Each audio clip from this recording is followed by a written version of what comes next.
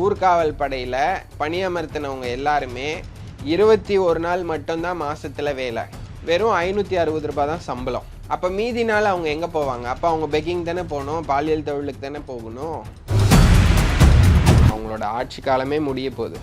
இது வரைக்கும் சென்னையில் ஒரே ஒரு திருநங்கைக்கு கூட இலவச வீடு கொடுக்கல. திருவாரூர்லேருந்து திருட்டு ரயில் ஏறி திருவள்ளுவர் பேரை சொல்லி கன்னியாகுமரியிலேருந்து சென்னையில் இருக்கிற திருவல்லிக்கேணி வரைக்கும் திருடிட்டீங்க. திருநங்கைகிட்டையும் திருட போகிறீங்களா? சமூக நலத்துறை அமைச்சர் கீதா ஜீவன் சொல்கிறாங்க, நாங்கள் 6900 சொச்சம் பேருக்கு வந்து போக்சோ சட்டம் போட்டிருக்கோன்னுட்டு. வெக்கமா இல்லைம்மா உனக்கு? வெக்கமா இல்லை? பெண்களுக்கு பாதுகாப்பை கொடுங்க. நீங்கள் பெண்களுக்கும் குழந்தைகளுக்கும் பாதுகாப்பை கொடுத்தா ஏன் போக்சோ சட்டம் வருது? மா சுப்பிரமணியன் இந்த பக்கம், நம்ம மேக்கப் ராணி தமிழச்சி தங்கப்பாண்டியன் அந்த பக்கம், இந்த பக்கம் மயிலை தா வேலு நிற்கிறாரு. இவங்க 3 பேர் எதற்கும் கேட்குறாங்க, என்னங்க நந்தனம் காலேஜில் இந்த மாதிரி நடந்திருக்கு. அப்படியா, எனக்கு தெரியலையே அப்படின்றாரு. இந்த அம்மா தென் சென்னை நாடாளுமன்ற உறுப்பினர். அந்த அம்மாவோட தொகுதிக்கு உட்பட்ட இடத்துல தானே இந்த காலேஜ் இருக்குது. அப்போ அந்த அம்மா பதில் சொல்லியிருக்கலாம்ல. அந்த அம்மாவுக்கு மேக்கப் போடவே நேரம் சரியாக இருக்கும். ஸ்னேக் பாபு கூட சேர்ந்து ஃபோட்டோ ஷூட் எடுப்பாங்க. அந்த அம்மாவை பொறுத்தவரையிலும் என்ன அப்படின்னா, நான் வந்துட்டு மேக்கப் போட்டுக்கணும், நான் வந்து நிற்கணும், என்னை ஃபோட்டோ எடுக்கணும், இது மட்டும்தான். உண்மையாக மக்களுக்காக அவங்க வந்து எந்த வேலையுமே செய்யலை. வணக்கம்மா. அம்மா ஆட்சியில் திருநங்கைகளுக்காக நலவாரியம் அமைக்கப்பட்டுச்சு. இப்போ திமுக ஆட்சியில் என்ன பண்ணுறாங்க மேம்? இப்போ திமுக ஆட்சியில் அந்த நலவாரியம் இருக்குன்னு காமிச்சிக்கிறாங்க. ஆனால் அந்த நலவாரியத்தின் மூலிமா எந்த ஒரு பலனும் இல்லை. ஏன் இதை சொல்கிறேன்னா, அம்மா அடிக்கடி சொல்லுவாங்க, ஒரு தாய்க்கு தான் வந்து பிள்ளைங்களுக்கு என்ன வேணும்னு தெரியும்னுட்டு. அம்மா வந்து ஆண்களையும் பெண்களையும் எப்படி பார்த்தாங்களோ அதே மாதிரி எங்களையும் பார்த்தாங்க. திருநங்கைங்களுக்கு ரொம்ப முக்கியத்துவம் கொடுத்தாங்க.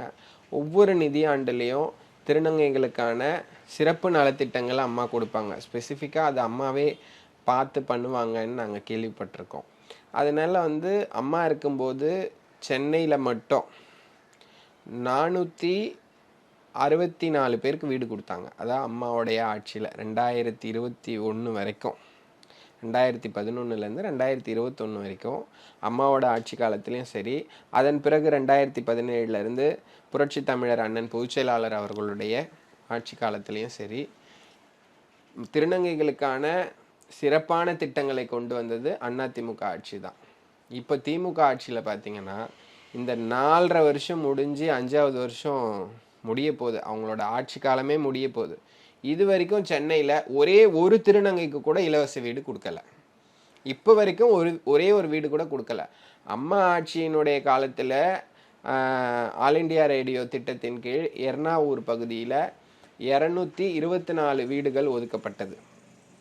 அதன் பிறகு புரட்சி தமிழர் அண்ணன் எடப்பாடியார் அவர்களுடைய ஆட்சி காலத்தில் 240 வீடுகள் கண்ணகி நகரில் கொடுக்கப்பட்டது. அப்படி ஒவ்வொரு நேரத்திலையும் திருநங்கைகளுக்கான வாழ்வாதாரம் தான் முக்கியம்னும் போது, இந்த வாழ்வாதாரத்தின் முதல் விஷயம் உணவும் இருப்பிடமும் தான்.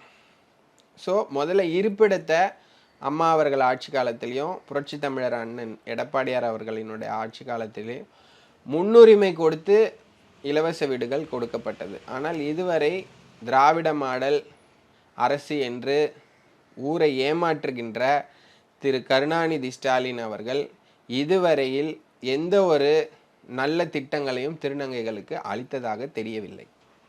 தேர்தல் வாக்குறுதியெல்லாம் கொடுத்துருக்காங்க. எப்படி திருநங்கைகளுக்காக வந்து திட்ட தேர்தல் அறிக்கைகள்லாம் வந்து ரெடி பண்ணியிருப்பாங்க, ஒன்று கூடவா மேம் நிறைவேற்றலை? அவங்க நிறைவேற்றுறன்ற பேரில் ஃபோட்டோ ஷூட் தான் எடுக்கிறாங்க. இப்போ பார்த்தீங்கன்னா ஊர்காவல் படையில் வந்துட்டு நாங்கள் தான் வந்து முதல்ல வந்துட்டு திருநங்கைகளை வந்துட்டு ஊர்காவல் படையில் பணியமர்த்தியிருக்கோம் அப்படின்ட்டு ஒரு ஃபோட்டோ ஷூட் காட்டுறாங்க. ஆனால் புரட்சி தமிழர் அண்ணன் எடப்பாடியார் அவர்களுடைய ஆட்சி காலத்திலே 2017 ஒரு திருநங்கைக்கு ஊர்காவல் படையில் பணியமர்த்தப்பட்டாங்க. ஆனால் இன்னைக்கு இவங்க வந்துட்டு ஊர்காவல் படையில் பணியமர்த்தினவங்க எல்லாருமே 21 நாள் மட்டும்தான் மாதத்தில் வேலை. 21 நாள் மட்டும்தான் அவங்களுக்கு மாதத்தில் வேலை.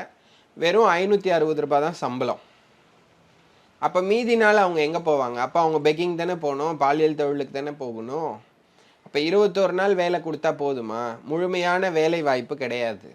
சும்மா ஊரை ஏமாத்துறாங்க. ஆனா அவங்க தான் நம்ம திருநங்கைகளுக்காக எல்லாமே பண்ணியிருக்கிறதா சொல்றாங்க. அது உண்மை கிடையாது. ஃபோட்டோ ஷூட் காமிச்சு நாங்கள் திருநங்கைகளுக்காக பண்ணுறோம்னு சொல்கிறாங்க. என்ன திருநங்கைகளுக்காக புதுசாக சென்னையில் திட்டத்தை அறிவிச்சாங்கன்னு சொல்லுங்கள். ஆல் ஓவர் தமிழ்நாடுமே பார்த்தீங்கன்னா திருநங்கைகளுக்கான சுயதொழில் திட்டங்கள் கொண்டு வந்தது அம்மா அவர்களுடைய ஆட்சி காலத்தில். 2005 முதன்முறையாக திருநங்கைகளுக்கு அரசு வேலை கொடுத்தது அம்மா அவர்களுடைய ஆட்சி காலத்தில். முதல்ல குடும்ப அட்டை கொடுத்தது அம்மா அவர்களுடைய ஆட்சி காலத்தில். முதல்ல 40 வயதுக்கு மேற்பட்ட திருநங்கைகள் எப்படி அவங்களோட வாழ்வாதாரத்தை ஏற்படுத்தி அவங்க வாழ்வாங்க அப்படின்றதுக்காக அம்மா யோசிச்சு 40 வயசுக்கு மேலே ஆன திருநங்கைகள் யாராக இருந்தாலும் அவங்களுக்கு மாதம் 1000 ரூபாய் உதவித்தொகை அம்மா கொடுத்தாங்க. அதே போல் புரட்சி தமிழர் அண்ணன் எடப்பாடியார் அவர்களுடைய ஆட்சி காலத்திலையும் அதே திட்டத்தை செயல்படுத்தின்னு வந்தார். இவங்களோட ஆட்சி காலத்தில் புதுசாக எதையும் பண்ணலை. நாங்கள் கொண்டு வந்ததுக்கு ஸ்டிக்கர் ஒட்டுறாங்க. நாங்கள் இருக்கும்போது திருநங்கைகளுக்கான மொத்த கணக்கெடுப்பும் நடத்தணும். அதாவது நலவாரியத்தில் நாங்கள் உறுப்பினராக இருக்கும்போது அண்ணன் எடப்பாடியார் அவர்களுடைய வழிகாட்டுதலின் பேரில் நாங்கள் போய் மாவட்டந்தோறும் அவங்கள போய் கண்டறிஞ்சு அவங்களுக்கான தேவைகள் என்னன்னு கேட்டு அந்த தேவைகளுக்கான முகாம்களை நடத்தணும் அம்மா அவர்களுடைய ஆட்சி காலத்தில். அதே போல் புரட்சி தமிழர் அண்ணன் எடப்பாடியார் அவர்கள் பாலினம் என்பது ஒரு பொருட்டல்ல, அவர்கள் சாதிக்கக்கூடியவர்கள் என்று அடிக்கடி சொல்லுவார்.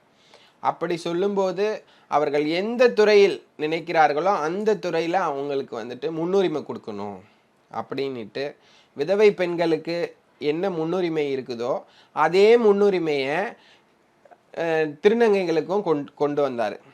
அப்படி இருக்கும்போது நிறைய பேர் வேலைக்கு போனாங்க, அரசு வேலைக்கு போனாங்க. இப்போ யாரும் அந்த மாதிரி இல்லை. திமுக ஆட்சியில் முன்னுரிமை கொடுக்கப்படலை. அதே போல் கல்லூரி படிப்புக்கு போகிறவங்க யாராக இருந்தாலும் திருநங்கைகள் யாராக இருந்தாலும் அவங்களுக்கு வந்துட்டு உதவித்தொகை கொடுத்தாரு. புரட்சி தமிழர் அண்ணன் எடப்பாடி அவர்கள் உதவித்தொகை கொடுத்தாரு.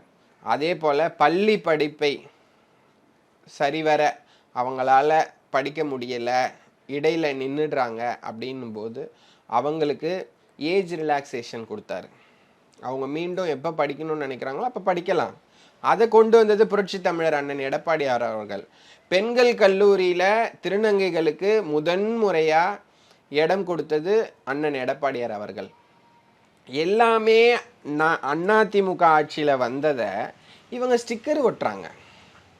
இன்னைக்கு 3ஆம் பாலினர் என்ற செயலி வந்துட்டு அவங்க லான்ச் பண்ணதா சொல்கிறாங்க. அது உண்மையே கிடையாது. 3ஆம் பாலினர் செயலி அண்ணன் புரட்சி தமிழர் எடப்பாடியார் அவர்களின் ஆட்சி காலத்தில் உருவாக்கப்பட்டது. அந்த 3ஆம் பாலினர் செயலியில் திரு மு.க. ஸ்டாலின் அவர்களுடைய புகைப்படம் மட்டும் பொருத்தப்பட்டு திருத்தப்பட்டு இன்று ஸ்டிக்கர் ஒட்டி நாங்கள் தான் அந்த செயலியை கொண்டு வந்தோம்னு சொல்கிறாங்க. முழுக்க போய் திருநங்கை மக்களை ஏமாத்துறதும் வேலை. ஆண்கள் பெண்களை தான் ஏமாத்துறீங்க, ஏன் திருநங்கைங்களே ஏமாத்துறீங்க? திருவாரூர்லேருந்து திருட்டு ரயில் ஏறி திருவள்ளுவர் பேரை சொல்லி கன்னியாகுமரியிலேருந்து சென்னையில் இருக்கிற திருவல்லிக்கேணி வரைக்கும் திருடிட்டீங்க. திருநங்கைகிட்டையும் திருட போகிறீங்களா? ஏன் மேம் இப்போது தலைவர்கள் திருநங்கைகளாக தலைவர்கள் இப்போ பொலிட்டிக்ஸில் பண்ணுறது எவ்வளோ பெரிய விஷயம். திமுக ஆட்சியில் அதுக்கு இடம் இருக்குன்னு நினைக்கிறீங்களா? அதாவது பார்த்தீங்கன்னா முதல்ல திருநங்கைகளுக்கு அரசியலில் இடம் கொடுத்தது புரட்சி தலைவி அம்மா அவர்கள் தான். அது எனக்கு தான் கொடுக்கப்பட்டது. முதல்ல அம்மாவுடைய மேலான பார்வையின் கீழே எனக்கு 2008 உறுப்பினராக என்னை அம்மா அனுமதி அளித்தாங்க. அதன் பிறகு 2012 அம்மாவே நேரடியாக பாசறை மாவட்ட துணை செயலாளராக என்னை நியமனம் பண்ணாங்க. முதல்ல திருநங்கைகளுக்கு பதவி கொடுத்ததும் அதிமுக தான். முதல்ல அதிமுகவில் தான் திருநங்கைகளுக்கான உரிய சலுகைகள் கொடுக்கப்பட்டது. இன்று அவர்கள் எங்களுக்கு என்னெல்லாம் செஞ்சாங்களோ அதை பார்த்துட்டு அவங்க இப்போ அவங்களோட கட்சியில் ஒரு சிலரை நியமனம் பண்ணியிருக்காங்க. ஆனால் அதிமுக தான் முதல்ல திருநங்கைகளுக்கான நியமனம், அங்கீகாரம், அடையாளம் எல்லாமே கொடுக்கப்பட்டது அதிமுகவில் தான். அம்மா ஆட்சியிலையும் எடப்பாடியார் ஆட்சியிலும் பெண்கள் பாதுகாப்பு எப்படி இருந்தது, இப்போ எப்படி இருக்கு மேம்? ஏன்னா சமீபத்து நிகழ்வுகள் நமக்கு வந்து ரொம்பவே அதை காட்டுற விதமா இருக்கு. கம்பேரிசன் பண்ண வேண்டிய சூழ்நிலை வந்திருக்கு. பெண்களுக்கும் பாதுகாப்பு இல்லை, வயதான பெண்களுக்கும் பாதுகாப்பு இல்லை, திருநங்கைகளுக்கும் பாதுகாப்பு இல்லை. அம்மாவுடைய ஆட்சி காலத்தில் பெண்கள் திருநங்கைகள் 2 பேருக்கும் நல்ல பாதுகாப்பு இருந்தது. அம்மா வந்து அமைதி வளம் வளர்ச்சின்னு எடுத்துன்னு வந்தாங்க. ஒரு அமைதியான மாநிலமாக இருந்தது இந்த மாநிலம். சமூக நலத்துறை அமைச்சர் கீதா ஜீவன் சொல்கிறாங்க, நாங்கள் 6900 சொச்சம் பேருக்கு வந்து போக்சோ சட்டம் போட்டிருக்கோன்னுட்டு. வெக்கமா இல்லைம்மா உனக்கு? வெக்கமா இல்லை? ஒரு சமூக நலத்துறை அமைச்சர் நான் போக்சோ சட்டத்துக்கு போட்டிருக்கேன், நான் இத்தனை கோடி வந்துட்டு அவங்களுக்கு வந்து உதவி பண்ணியிருக்கேன் அப்படின்ட்டு. ஏன் பண்ணுறீங்க? அப்போ உங்களோட ஆட்சியில் சட்டம் ஒழுங்கு சரியில்லாதனால அவ்வளோ பணத்தை வீண் பண்ணுறீங்க. அப்படி ஒரு அட்டூழியம் நடக்குது, அநியாயம் நடக்குது. அதை நடக்காமல் முன்னேற்பாடு ஏன் பண்ண மாட்டேங்கிறீங்க? பெண்களுக்கு பாதுகாப்பை கொடுங்க. நீங்கள் பெண்களுக்கும் குழந்தைகளுக்கும் பாதுகாப்பை கொடுத்தா ஏன் போக்சோ சட்டம் வருது? ஏன் பெண்களுக்கு எதிரான சட்டங்கள் வந்துட்டு அதிகமாக உங்களோட ஆட்சி காலத்தில் பதிவு பண்ணிகிட்டே இருக்கிறீங்களே? குற்றவாளிகள் அதிகரிச்சிட்டு இருக்கிறாங்க. பெண்கள் பாலியல் இப்போ பார்த்தீங்கன்னா நந்தனம் காலேஜில் ஒரு பெண்ணை மனசாட்சி இல்லாமல் பண்ணியிருக்கிறாங்க. அந்த பொண்ணு இப்போ புகார் கொடுத்ததுக்கப்புறம் சொல்லுது, என்னை 2-3 வாட்டி ஒரு சிலர் வந்து பாலியல் பலாத்காரம் பண்ணாங்க அப்படின்னு சொல்லிட்டு. அந்த கேன்டீனை நடத்துறது திமுக காரங்க தானே.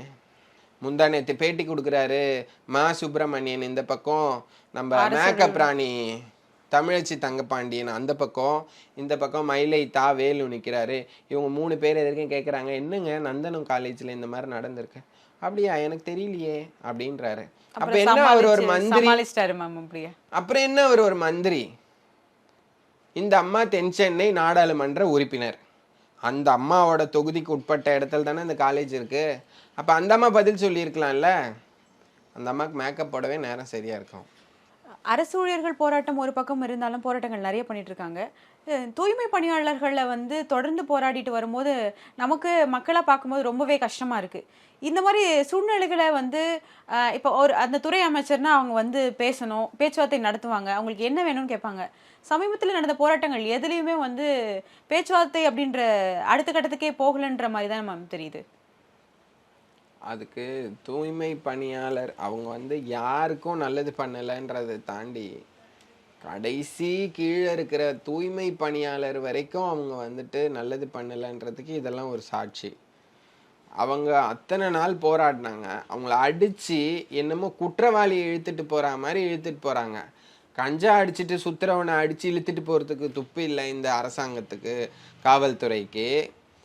குடிச்சிட்டு மது போதையில் போய் பாலியல் பலாத்காரம் பண்ணுறவன் கையை காலை உடைக்கிறதுக்கு முடியலை இந்த காவல்துறைக்கு. ஆனால் வந்து துப்புரவு பணியாளர்கள் நியாயமான முறையில் அமைதியான முறையில் அவங்க ரிப்பன் மாளிகை வாசலில் போராட்டம் பண்ணிகிட்டு இருந்தாங்க. அவங்கள அடித்து இழுத்துட்டு போனது தான் இவங்க கொடுத்த அவங்களுக்கு மரியாதை.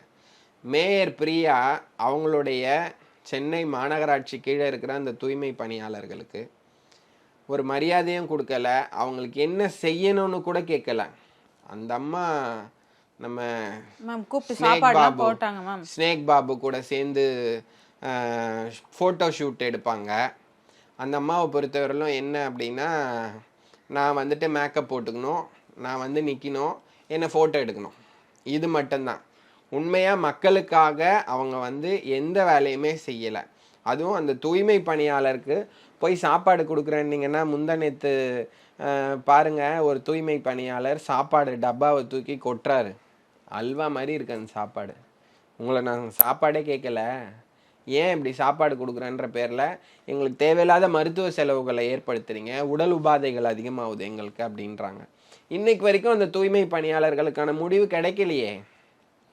மேயர் பிரியா வந்து ஒரு அனுபவம் இல்லாத ஒரு ஆள். உண்மையாக மாநகராட்சியை பற்றின எந்த விஷயங்களும் இது வரைக்கும் தெரியலை. அவங்க மேயராகி 4 வருஷம் ஆயிடுச்சு. இது வரைக்கும் சென்னை மாநகராட்சியில் அங்கே ஏன் தண்ணி நிற்குதுன்னு கேட்டால், மழை பெஞ்சா தண்ணி நிற்கும், இதை தானே சொல்கிறாங்க. இப்போ 4000 கோடி எங்கே போச்சு? மேயர் பிரியா வீட்டுக்கும் KN நேரு வீட்டுக்கும் சேகர் பாபு வீட்டுக்கும் துர்கா ஸ்டாலினுக்கும் போச்சா? திருநங்கைகளுக்கான முதன் முதலாக திருநங்கைகளுக்கான இரவு காப்பகம் புரட்சி தமிழர் அண்ணன் எடப்பாடியார் அவர்களினுடைய ஆட்சி காலத்தில் தான் ஏற்படுத்தப்பட்டது. இரவு காப்பகம், அதாவது சென்னை மாநகராட்சியினுடைய இரவு காப்பகம், அந்த காப்பகம் வந்து திருநங்கைகளுக்கு பாதுகாப்பு வேணும்னுட்டு அண்ணன் எடப்பாடியார் அவர்களினுடைய சீரிய சிந்தனையில் கொடுக்கப்பட்டது. இதே சேத்பட்டில் கொடுத்தாங்க, சென்னை மாநகராட்சியில். அது இப்போ வரைக்கும் இயங்குது. எங்கள் அண்ணன் கொடுத்ததை இன்னைக்கு ஸ்டிக்கர் ஒட்டி ஸ்டாலின் ஃபோட்டோ வச்சுக்கிட்டாங்க, இப்போ வரைக்கும் இயங்குது. அதே போல் கல்லூரி படிக்கிற திருநங்கைகள் பாதுகாப்பாக தங்கிறதுக்கு அந்த இடம் உதவுச்சு. கல்லூரிக்கு போயிட்டு வந்து அவங்க பார்ட் டைமாக வேலைக்கு போனாங்க, அவங்க நைட்டில் தங்கிறதுக்கான இடம் அந்த இடமா அமைஞ்சுது.